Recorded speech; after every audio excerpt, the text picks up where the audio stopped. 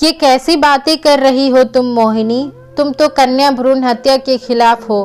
तुम तो बेटियों के अधिकारों की रक्षा के लिए संगठन भी चलाती हो।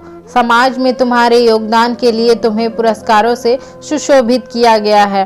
फिर तुम्हारी सोच इतनी घटिया कैसे हो गई?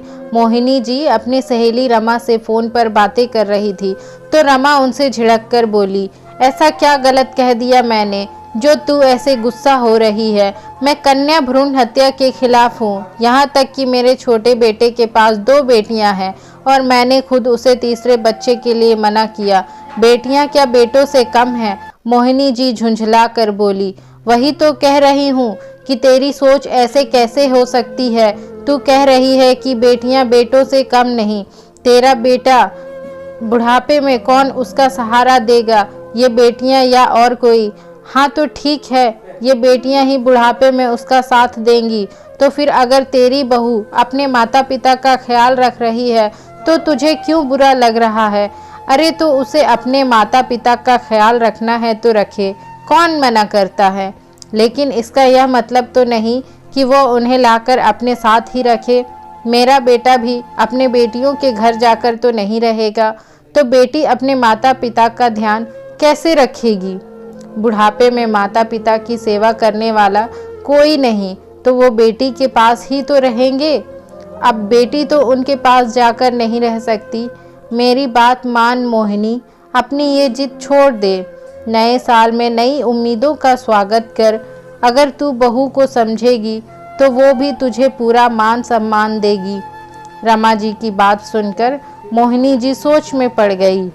मोहिनी जी का एक ही बेटा है। उनकी बहू अपने माता पिता की इकलौती बेटी है। मोहिनी जी के 2 पोती हैं जो उन्हें जान से ज़्यादा प्यारी हैं। पोता ना होने का उन्हें कभी दुख नहीं हुआ। वह हमेशा बेटियों के लिए सकारात्मक सोच रखती हैं। बहू को भी बेटी की तरह ही मानती हैं। बेटियों के अधिकारों के लिए वो समाज सेवा भी करती हैं। समाज में उनकी अच्छी खासी पहचान है। 2 दिन पहले ही उनके बहू ने उनसे कहा, मम्मी पापा की तबीयत ठीक नहीं रहती, उनकी देखभाल करने के लिए वहाँ कोई नहीं है, तो मैं उन्हें यहाँ अपने साथ रखना चाहती हूँ जिससे उनकी देखभाल ठीक से हो सके। मोहिनी जी ने बेटे की तरफ देखा तो वह बोला, माँ रिया ठीक कह रही है। अब रिया मुझे और आपको छोड़कर वहाँ तो रह नहीं सकती, तो मैंने ही उससे कहा कि इससे अच्छा मम्मी पापा को ही यहाँ बुला लो। मोहिनी जी चुप हो गई। 2 दिन से वो यही सोच रही थी कि बहू के माता पिता यहाँ मेरे घर में कैसे रह सकते हैं। आज रमा की बात ने उनकी आंखें खोल दी। बेटियों के अधिकारों के लिए आवाज़ उठाना उतना ही आसान है जितना उन बातों को अपनी ज़िंदगी में अमल करना।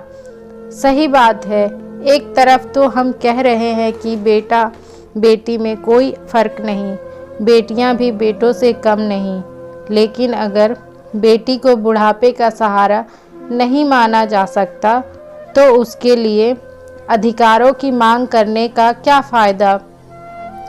अगर बहू बेटी बनकर पति के माता पिता का सहारा बन सकती है तो दामाद बेटा बनकर पत्नी के माता पिता का सहारा क्यों नहीं बन सकता?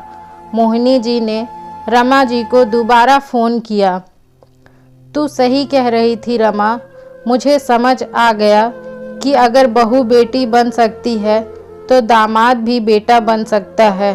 अब से मैं बहू के माता पिता के बारे में भी अपनी सोच में बदलाव लाऊंगी, तभी बेटियों के लिए किए गए मेरे कामों की सार्थकता साबित होगी, वरना वो बातें केवल बातें रह जाएंगी। आज से मैं अपनी इस अधूरी ताकत को पूरी पहचान दूंगी। इस नए साल में मैं एक नई शुरुआत करूंगी। मुझे मुझसे मिलाने के लिए तेरा धन्यवाद। मोहिनी जी की बात सुनकर रमा जी मुस्कुराने लगी। मोहिनी जी ने अपनी बहू को बुलाया और उससे पूछा कि उसके माता पिता कब आ रहे हैं। उनके आने से पहले उनके लिए कमरा तैयार करवाना है। मोहिनी जी की बात सुनकर बेटा बहू उनके बदले अंदाज से बहुत खुश थे। बेटे बहू को खुश देखकर मोहिनी जी को भी दिली खुशी मिल रही थी। दोस्तों, सही बात है ना कि जो बात हम दूसरों को समझाते हैं उसे खुद मानना कितना मुश्किल काम होता है। कहना बहुत आसान है कि बेटी भी बुढ़ापे का सहारा होती है, लेकिन जब अपनी बहू अपने माता पिता का सहारा बनती है तो हम उस बात को स्वीकार नहीं कर पाते। आपको मेरे विचार कैसे लगे, लाइक और कमेंट करके बताइए। कहानी अच्छी लगी हो तो चैनल को सब्सक्राइब करना ना भूलना।